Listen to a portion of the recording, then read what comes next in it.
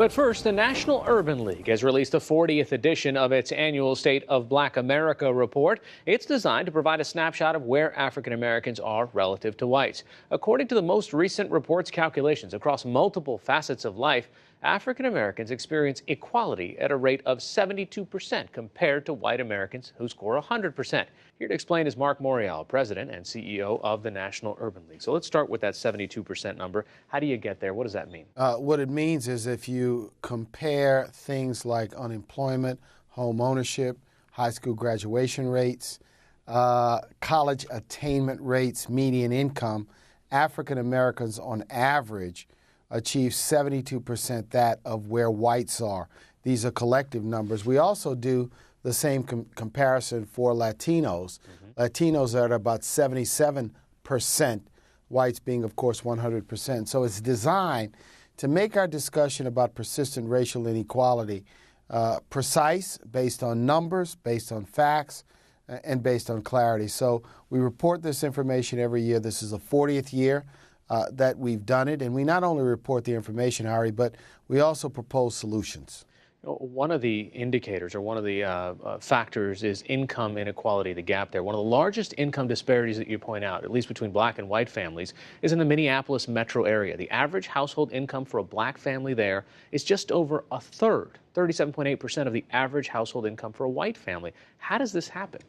This happens because the better paying jobs, the higher level jobs go to whites, and African Americans are stuck in lower paying jobs on an overall basis. And we see this glaring disparity in places like Minneapolis. It's also present in places like San Francisco, where there's a tremendous amount of success, a highly educated workforce. African Americans are far, far behind. I hope that what this means is that in a city like Minneapolis or a city like San Francisco, they won't sweep these numbers under the rug.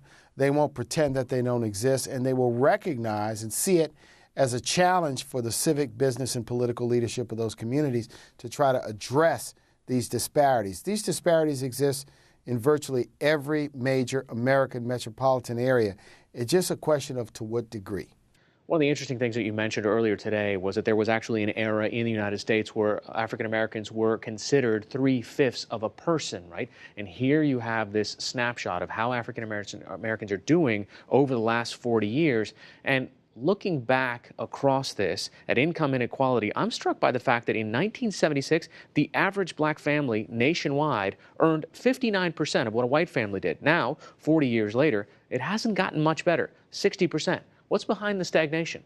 Notwithstanding the political progress, the progress that's been made in terms of high school graduation rates, number of African Americans who have attained college, and great individualized success, this is a persistent, structural, locked-in economic situation. And I believe, Harry, that we highlight it because it defines the pressing challenge of the American future. For Latinos, and Latinos and African Americans are almost a third of the population in this country. Latinos don't fare much better than African Americans. This is an important challenge for America's political, business, and civic leaders to figure out, to concentrate on how to end these persistent economic inequities in the United States. There is a little bit of an upside in some of these numbers, though. Higher educational achievement, that's an improvement. 40 years ago, 6.6% of black people had a bachelor's degree or more. That's 43% of the number of whites with those degrees. But today, that percentage is up to 63%. So what led to the increase, and how is it affecting the black community? So I think those increases were a result of policies that began in the 1960s and the 1970s.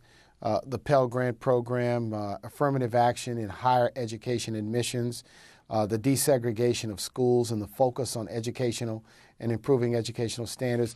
Much of what we've done in the educational arena, where there's been a focus on civil rights and economic and justice, if you will, has begun to make a difference. We see it indeed in the numbers, but it has not, I repeat, it's not significantly translated to the economic arena.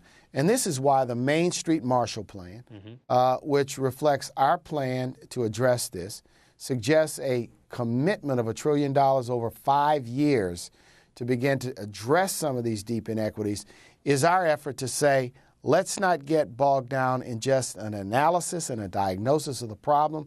Let's also focus and figure on how to change it. Now, this is what we also saw in the numbers. From 1963 to 1976, that 13-year period, during the years of the war on poverty and at the height of the post-civil rights era, we actually made tremendous change in America. The poverty rate went down.